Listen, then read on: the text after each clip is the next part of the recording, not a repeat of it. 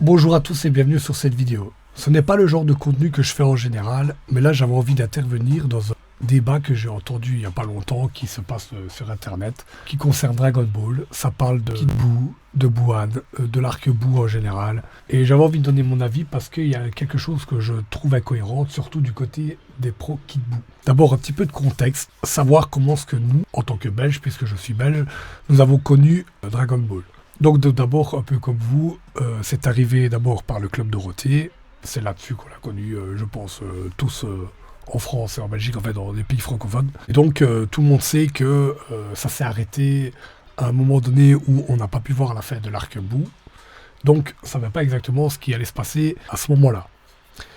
Bon, nous, en Belgique, on a une chaîne qui s'appelait Club RTL, qui était active surtout au début des années 2000. Qui passait beaucoup de mangas et d'autres dessins animés du genre, mais un peu de tout, hein, mais souvent du manga. Et cette chaîne nous a permis en fait de découvrir Dragon Ball, on va dire plus en profondeur, parce qu'ils ont recommencé donc du début, on a vu tout l'animé.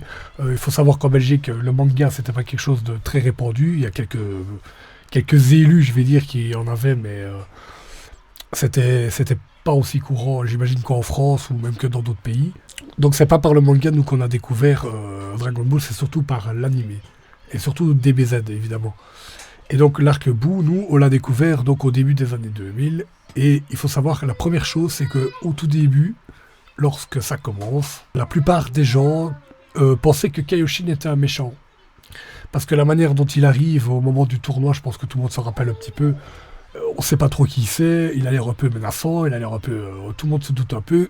Piccolo a l'air d'avoir très peur de lui, on ne sait pas exactement pourquoi, et on le saura par la suite. Mais beaucoup de gens pensaient en fait que c'était un méchant.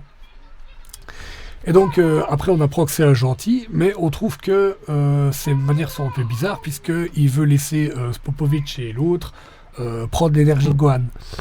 On ne sait pas exactement pourquoi, mais déjà ça c'est une incohérence, parce que si tu veux pas réveiller Buu, bah, tu ne laisses pas Spopovich prendre l'énergie de Gohan. Ensuite, une autre incohérence encore une fois à relever, c'est ils absorbent donc l'énergie de Gohan, mais après il est soigné par Kibito. Mais qu'est-ce qu'il fait Kibito exactement? Il lui rend sa puissance. Est-ce que sa puissance n'est jamais partie? Donc qu'est-ce qu'ils ont absorbé en fait, Spopovich et l'autre, pour réveiller Buu? On ne sait pas exactement. Est-ce que c'est du ki? Est-ce que c'est de la puissance? Ce n'est pas expliqué, c'est encore une fois une espèce d'incohérence dans cet arc. Mais bon, on va aller plus loin. Un truc que je trouve très important, c'est beaucoup parlent donc de l'importance de phrases que dit Kaioshin, du style par exemple au moment de Kid Buu, il dit « Oh, Kid Buu récupère toute sa puissance, ok ». Mais c'est le même gars donc qui a laissé prendre encore une fois l'énergie de Spopovich, qui trouvait ça normal.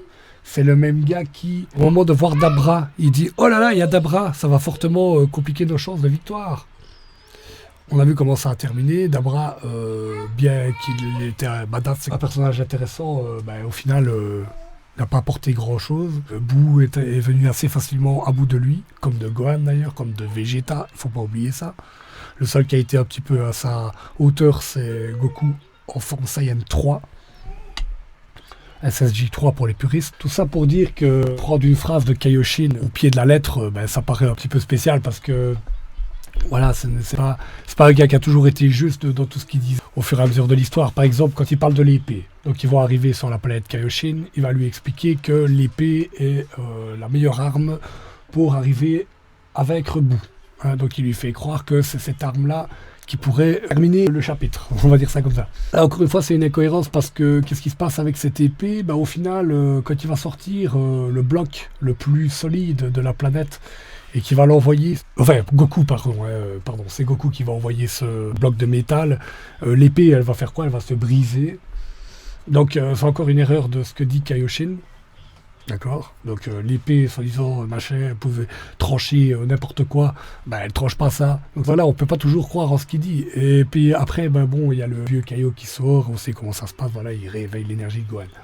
Après, comment pouvoir dire que cet homme donc qui dit révéler la puissance de Gohan, donc en faire de lui un être extrêmement puissant, de réveiller en fait ce qui se cache au fond de lui, mais qui donc apparemment ne serait pas capable peut-être de vaincre Buu. Une autre incohérence à noter, en tout cas quelque chose à noter que moi je trouve important, c'est donc on a le gros Buu qui extrait le Buu gris. À ce moment-là, quand le beau gris sort, on ne sait pas exactement sa puissance. Tout ce qu'on sait, c'est qu'il est plus fort que le gros. Donc déjà, voilà, tu te dis, ok, la puissance surtout divisée par 2, ok. Après, quand le gros bout va essayer de le transformer en chocolat et ça va finalement se retourner contre lui, c'est l'autre qui va le manger, il va devenir super bout. À ce moment-là, déjà, pas mal de personnes se sont demandé, en tout cas dans mon entourage, pourquoi il est devenu forcément plus fort en mangeant en fait la même forme, en mangeant en fait lui-même. Celui qui était déjà en lui. Donc là, on va peut-être me dire que j'ai pas compris le manga ou j'ai pas compris l'histoire, mais il me semble que ça n'est pas expliqué à aucun moment pourquoi. Donc ok, on sait que c'est son côté méchant, maléfique qui est ressorti, qui a mangé la partie bonne. Donc on peut dire que peut-être que le fait que le mal absorbe le bon, finalement, ça donne quelque chose de plus fort, de plus puissant. Mais il est clair qu'à l'époque, moi, de ce que je me rappelle, ça a semblé bizarre pour pas mal de personnes qui se rappelaient de l'arc-Cell et qui trouvaient ça un peu... c'est comme si Cell s'était mangé lui-même, enfin, manger un petit Cell et était devenu plus fort. Pourquoi? Voilà. Ensuite, un autre moment important à signaler, c'est au moment où Gotenk fait son apparition. Il va attaquer Boo, un combat où il va se faire choter, hein, clairement, il ne sera pas à la hauteur, il va revenir avec un œil au beurre noir, tout le monde va dire « Ah merde, il s'est senti puissant, mais finalement il n'était pas tant que ça ». Par contre, une fois qu'on a Super Boo qui apparaît, donc beaucoup plus tard encore une fois dans l'histoire, là par contre, quand Gotenk est en SSJ3, on se rend compte qu'il est largement à sa hauteur, qu'il pourrait en venir à bout, c'est juste qu'il joue un peu comme à l'image de Vegeta, on va dire. Il joue avec son ennemi, à l'image des Saiyans même, je vais dire plutôt. À l'image des Saiyans. Il joue avec son ennemi et il se moque un petit peu de lui, il veut le ridiculiser, il veut pas forcément venir au bout, mais on pense fortement qu'il pourrait y arriver. Ça n'arrivera pas. Mais par contre, voilà, au moment où Gohan arrivera, quel sera le plan de Boo pour arriver au niveau de Gohan? C'est d'absorber Gotenk. Donc à partir du moment où il absorbe Gotenk, pour arriver au niveau de Gohan, c'est que ça montre déjà de la puissance de Gohan, et ça montre aussi qu'il a besoin d'absorber quelqu'un de très puissant pour arriver au niveau de Gohan. Puisque Gotenk, même s'il est en forme de base ou en forme de SSJ3, il reste quand même très puissant. Donc forcément, ça donne lieu à quelque chose de déjà d'impressionnant. Voilà, après on connaît tous la suite de l'histoire, hein, Vegito, etc. Je ne vais pas en parler tout de suite. On va plutôt parler de Kid Buu, donc au moment où il sort, parce que je pense que c'est le plus important. Donc c'est là que je comprends pas et que j'ai envie de vraiment insister sur le truc. Donc vous êtes en train de dire, enfin, vous pensez, enfin le manga apparemment le dit, mais moi je ne vois pas où il le dit, mais vous êtes en train de dire donc que la forme de base de Kid Buu, donc on parle bien de la forme de base, qui a été obligée d'absorber des caillots, là où on nous dit dans l'histoire plutôt que si Buu est en difficulté, il absorbe son adversaire. Donc on peut imaginer qu'il est en difficulté face à un caillot pour pouvoir l'absorber.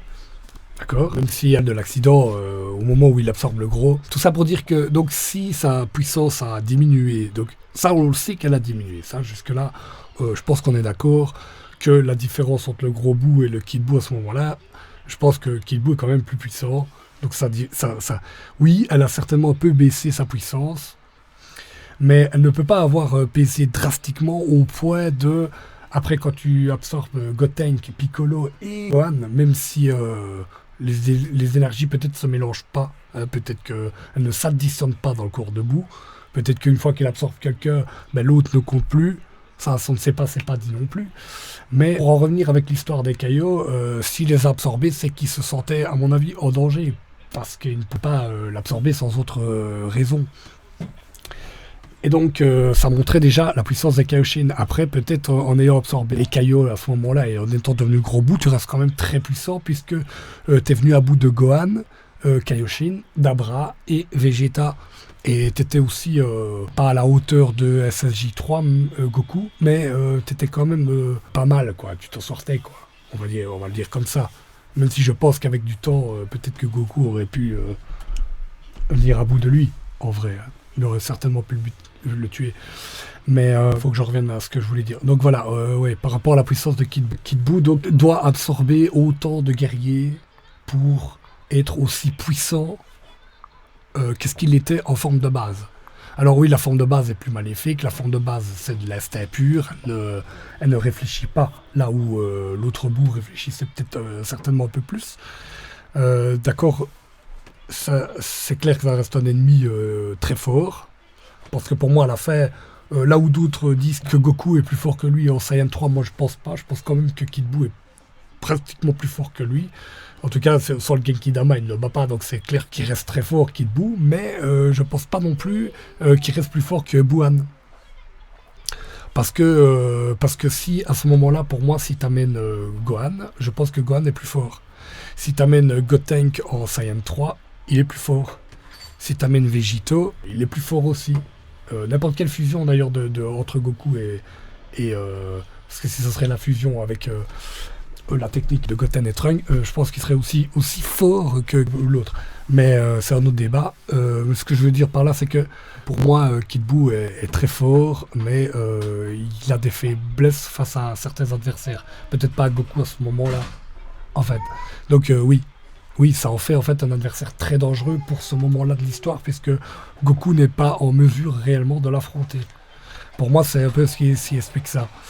Alors, le point le plus important que je voulais vraiment appuyer, c'est on sait que à la fin, Kid Buu se bat contre Gros Buu qui a été extrait de son corps. À ce moment-là, on ne sait pas quelle est la puissance du Gros Buu. Tout ce qu'on sait, c'est qu'elle a été extrait du Kid Buu. Donc là aussi, on peut s'imaginer quelle est la différence de puissance en fait entre les deux, puisque oui, certes, le Gros Buu se fait, encore une fois, il se fait choter. Il n'est pas à la hauteur de Kid Buu, le Gros Buu, mais il le combat vaillamment, on va dire. Voilà, vaillamment, c'est le mot. Et de là, on peut s'imaginer que le Gros Buu a quand même une certaine puissance. Du coup, est-ce que cette puissance-là, parce qu'on ne sait pas où on peut la chiffrer, mais imaginons qu'elle est de celle en fait, du gros Buu au moment où il sort et qu'il est au niveau de Gohan, par exemple. Même si, à mon avis, ce n'est pas ça. Mais ouais, Kid Buu, alors, sa puissance, c'est quoi? Elle était vraiment enfouie, elle était vraiment camouflée. En fait, c'était un œuf qui attendait que d'éclore.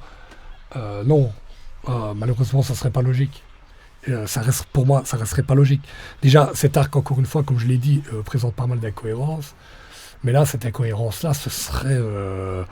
en fait, ce serait la pire.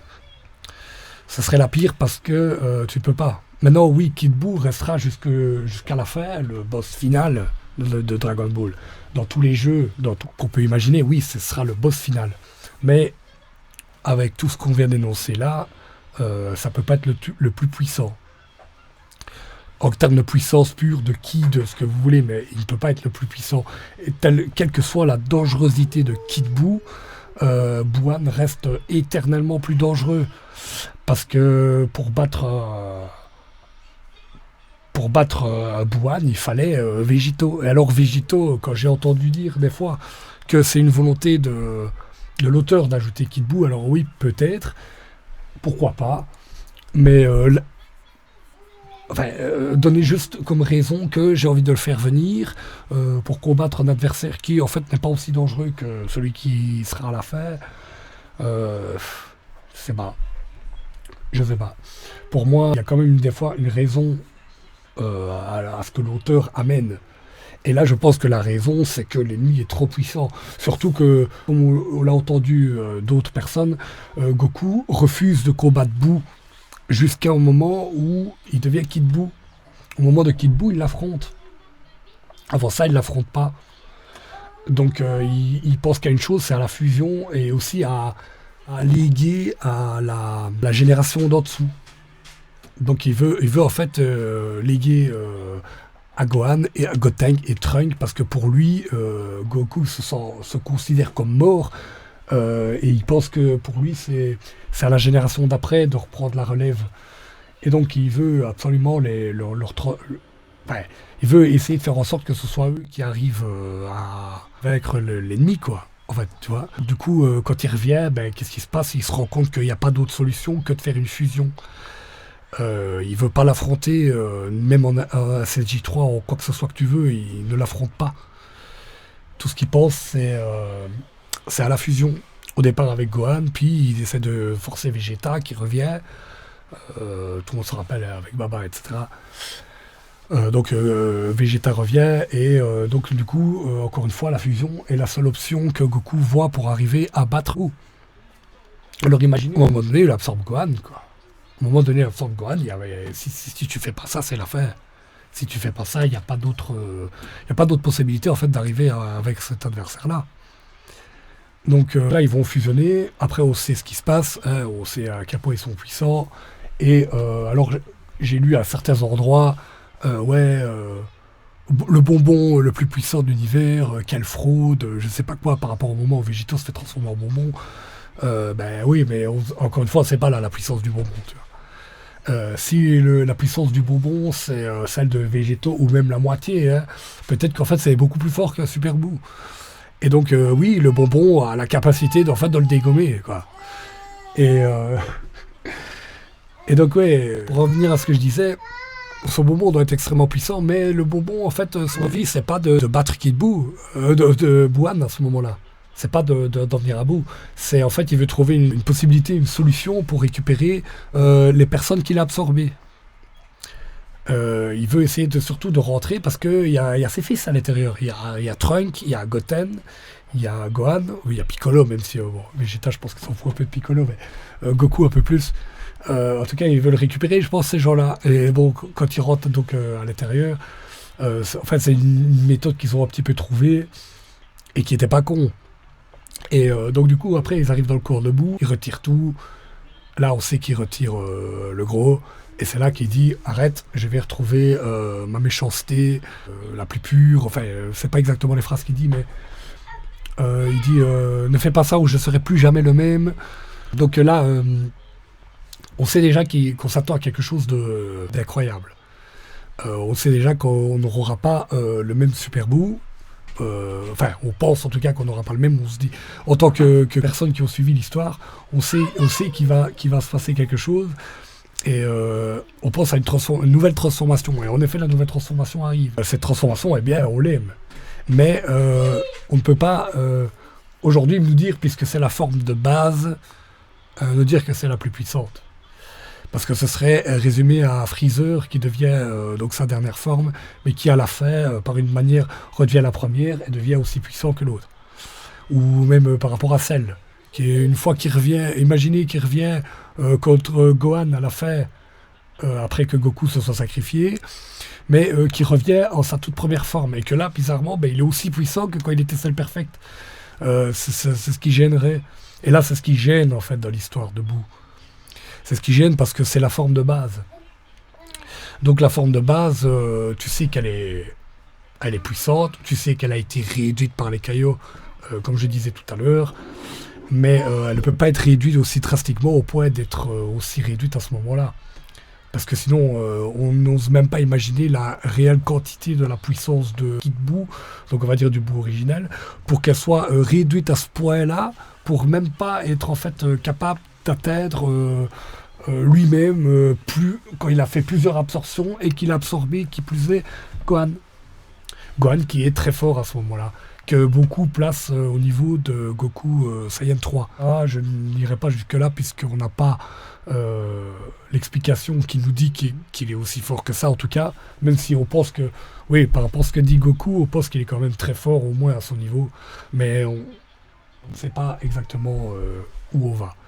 Donc pour terminer, je dirais que ce débat n'a aucun sens parce que je pense que d'un côté comme de l'autre, les deux ont leurs arguments qui en fait peuvent coller pour les deux finalement. Et quand on analyse vraiment la chose, on se rend compte que voilà, c'est assez clair. Maintenant, je ne cherche pas d'un côté ou de l'autre, forcément. Je ne suis pas en train d'essayer de créer un drama, d'essayer de créer la guerre. Je vous le dis tout de suite parce que c'est justement ce qui peut amener problème. C'était mon avis. Vous n'êtes pas obligé de le suivre. Maintenant, moi, c'est ce que je pense, c'est ce que j'ai pu comprendre de l'œuvre. Et je voulais surtout donner mon avis sur ce qui se passe sur YouTube par rapport à cette petite querelle que j'entends dans plusieurs lives, dans plusieurs vidéos, des fois dans des shorts, dans des... Voilà, c'est un débat qui pour moi n'a pas lieu d'être. Ça reste une histoire, un dessin animé. Comme beaucoup l'ont dit, un dessin animé pour enfants. Donc quand on était en enfant, nous, on l'a compris comme ça. On a compris que quand Boo, avec une certaine force, absorbait Gohan, il devenait plus fort, et que quand il revenait en forme de masse, il était plus faible. Nous, c'est ce qu'on a cru comprendre. Désolé, j'espère ne pas vous vexer en vous disant que nous, on l'a compris comme ça. Et encore une fois, le manga, on l'a eu après. Moi, j'en ai eu quelques-uns. J'en ai d'ailleurs ici. C'est juste que je les ai pas montrés en vidéo. J'ai pas montré le passage de l'anime non plus, alors que j'en ai. On a eu des magazines à l'époque. C'était assez régulier, mais c'était plus vers fin 90 pour les Français et 90 pour les Belges, au début des années 2000. Et donc voilà, je terminerai cette vidéo là-dessus. En tout cas, je vous remercie si vous avez été jusqu'ici. C'est que je cherche pas spécialement, voilà, je vais pas faire comme tous les autres, abonnez-vous, machin, vous le faites si vous avez envie. Moi, ce n'est pas ce que je cherche, je voulais juste donner mon avis, et j'espère qu'il sera compris, et qu'il sera surtout accepté, qu'il sera pas forcément critiqué, parce que je pense que chacun a son avis, et moi je cherche pas non plus à changer le vôtre, je cherche juste à vous dire comment moi j'ai senti l'œuvre et comment moi j'estime ce fameux débat.